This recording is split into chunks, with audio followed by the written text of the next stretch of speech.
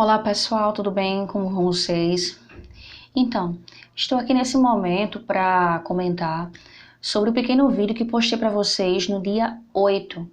Não sei se vocês chegaram a visualizar, no dia 8 de abril. É um vídeo pequeno. O que foi visualizado nele, um serviço, que foi feito por uma equipe. Essa equipe recebeu um chamado onde nesse chamado informavam, sentiam um forte cheiro de queimado. Na filmagem, observamos que o barramento estava centelhando, era um barramento trifásico e já estava praticamente, ia iniciar, realmente tinha a probabilidade de um princípio de incêndio, tá? Então, conforme as normas brasileiras, a NBR 5410, então a NR10 e a NR23, temos que ter algumas cautelas para dimensionamento de condutores, inclusive de barramentos, certo? A priori, a início, o que vem a ser um barramento elétrico?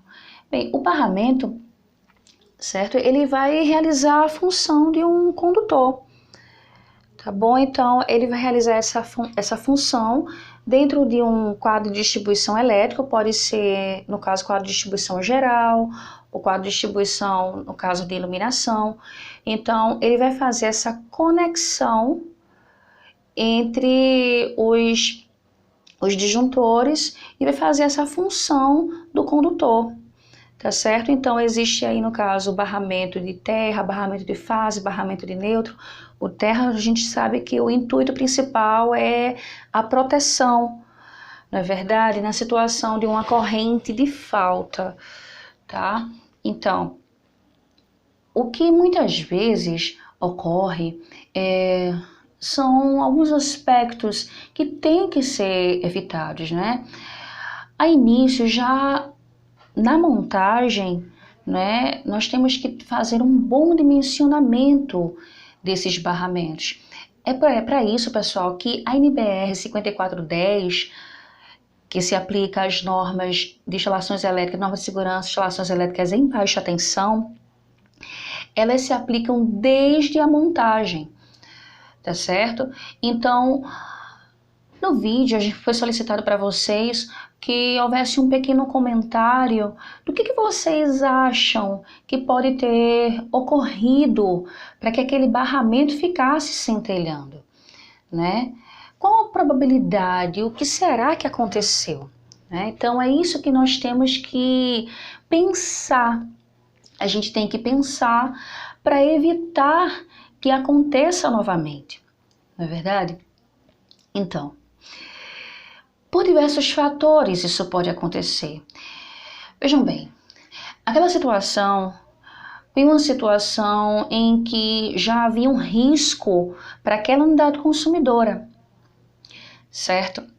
Então, os técnicos foram chamados para corrigir um problema que estava com iminente perigo realmente, tá certo? Então, no final desse vídeo, eu vou dar o início, um relance para vocês do que a gente pode fazer para evitar esses acontecimentos. Mas observem, no decorrer do curso de eletricidade industrial, vocês também vão ter aí as informações a respeito de dimensionamento dos barramentos, tá certo? Existem barramentos, tá certo, de quadros de luz, de quadro de distribuição geral, que vocês podem, quando adquirirem os seus fornecedores, os fornecedores tanto da Schneider, entre outros, tá? Então, existem desde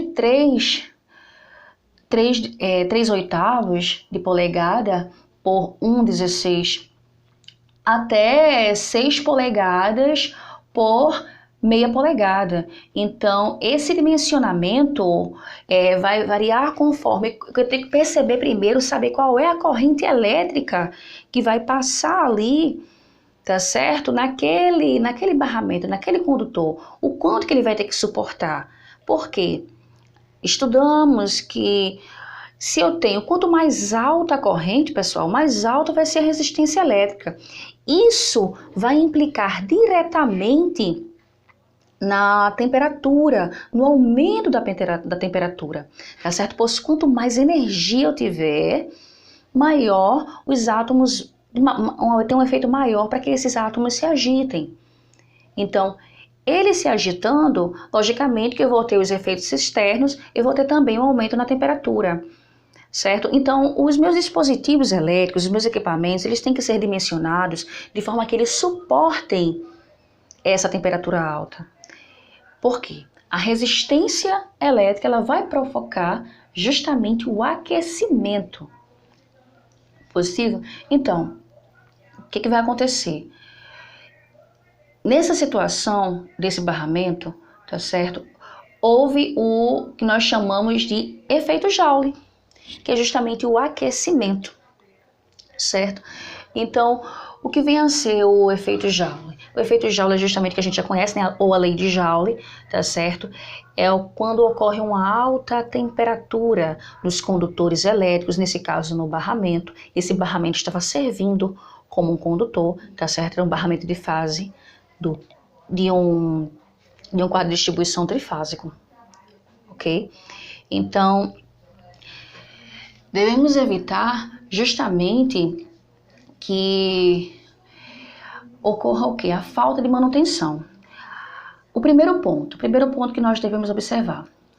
Vejam, na montagem temos que ter as cautelas da aplicabilidade da NBR 5410. Então, posteriormente, no percurso, temos o período aí dos planejamentos das manutenções, certo? Então, se eu tenho uma instalação elétrica, eu preciso ter uma manutenção contínua, certo? E eu não posso trabalhar dessa forma se eu não trabalho com planejamento, tá bom? Para vocês que vão dar continuidade posteriormente, que tenham interesse de realizar também um curso técnico, né? Existe uma disciplina que é justamente o planejamento e o controle da manutenção. Nessa disciplina, vocês vão aprender, tá certo? Vão ter a expertise de como é que um gestor deve atuar e também como um técnico que tem essa possibilidade, não é, que a organização torna autogerenciável e ele pode realmente atuar com ícones de planejamento. Uma empresa bem estruturada, ela já vai te dar essa sequência de planejamentos de manutenção, para que vocês tenham essa periodicidade, tá certo? Então, o PCM, que é o Planejamento e Controle da Manutenção, ele vai te definir alguns tipos de manutenção, né? Então, a manutenção ela pode ser preventiva, a manutenção ela pode ser corretiva, tá certo? E existem outros tipos de manutenção também. Então, inicialmente, o que tem que ser evitado é justamente a manutenção corretiva. Porque na manutenção corretiva eu tenho que realmente parar a execução desse serviço. Então, na situação que foi atípica desse vídeo, né, teve-se que fazer uma correção de imediato, tá certo? Então, teve-se que retirar esse barramento, né, foi passado uma lixa, né, apertado os bornes, mas anteriormente, logicamente, que foi necessário também desligar todo aquele circuito. Então, causou um determinado transtorno, né, não tinha como não desligar, porém, foi algo que poderia ser sido evitado em qual momento? Na manutenção preventiva. Tá certo, pessoal? A manutenção preventiva é já com esse objetivo, certo? Então, a manutenção preventiva é aquela que nós utilizamos, né? Ou mesmo a preditiva, né? A preditiva não é necessário sequer que desliguemos um equipamento, né? Então, nessa preditiva, nós vamos ter essa visualização, né? E se houver necessidade, programarmos uma manutenção preventiva, ou seja, manutenção preventiva programada, ok? Então, nessa situação, o que é que poderíamos fazer? O que é que essa equipe poderia ter feito para que isso não ocorresse?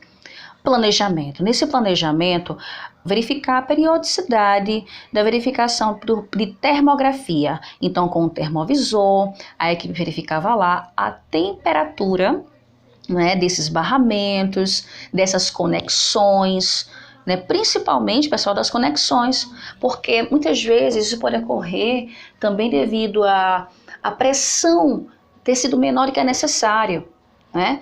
Esse é um item, tá?